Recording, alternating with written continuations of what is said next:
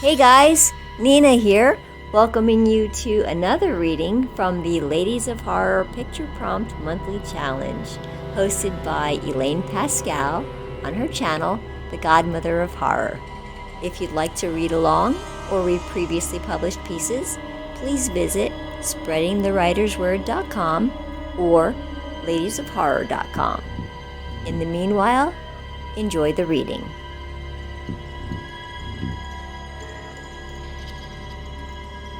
The Shackled Lords by Kathleen McCluskey. The chamber was hushed with the steady flicker of candlelight.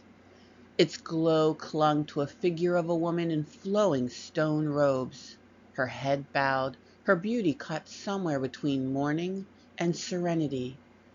Behind her loomed the carvings of tormented figures twisted in an eternal struggle, their eyes wide in silent agony. The villagers called it the Shrine of Mercy. Travelers lit candles there, said prayers, then left quickly, for it is said that the place is older than memory. But Thomas lingered, curious. The woman's face transfixed him. Marble could not be so soft, no sculptor's hand so precise. She looked alive, as though at any moment her eyes may rise. He stepped closer, ignoring the figures behind her. One was gaunt, ribs sticking out. Another leered, its belly distended. The two others writhed like lovers, frozen in silent moans. War, famine, greed, and pleasure, the four lords of ruin. Villagers claimed they were bound forever by the goddess whose name had been lost. Here she stood, in her sacred sanctuary, candle in hand, silent and demure. "Do you pity them?" he asked the stone woman, his voice echoing. "Or do you gloat?" He chuckled and touched her shoulder. The candle flame bent toward him as if in response. He reached for it, his intentions clear. A childish thought crossed his mind. If he snuffed out the candle, he could perhaps release them. The marble hand was as fast as lightning.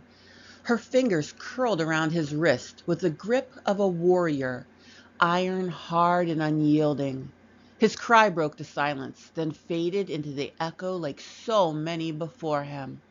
Her head rose, her eyes glowing gold in the candlelight. "I am the chains that hold them," she said, her voice like a blade being unsheathed.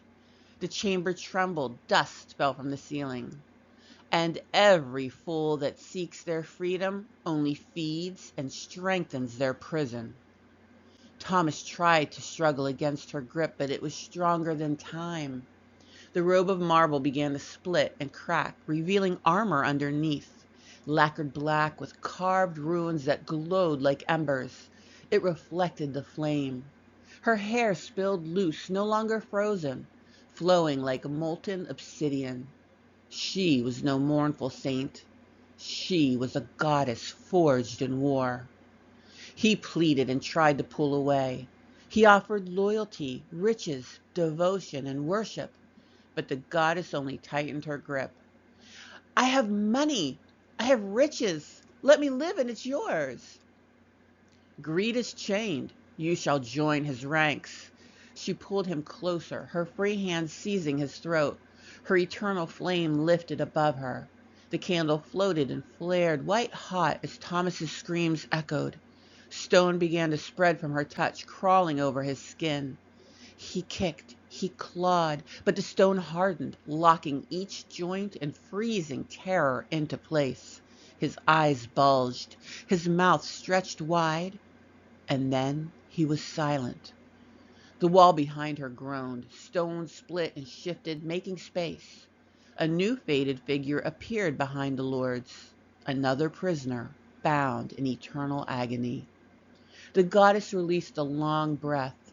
Her armor sealed once more into flowing marble robes. Her beautiful dark hair dulled back into stone curls. She lowered her gaze, pulling her flame close, and resumed her tranquil pose, as though nothing had stirred. The candle steadied, burning softly in her palm. The chamber fell silent again. Somewhere, far above, the villagers whispered their prayers, oblivious of the sacrifice below, unaware that the goddess they adored was no gentle guardian, but a battle-hardened jailer, feeding her prison one soul at a time. The stone carvings behind her writhed one last time before falling silent. Her prison held fast.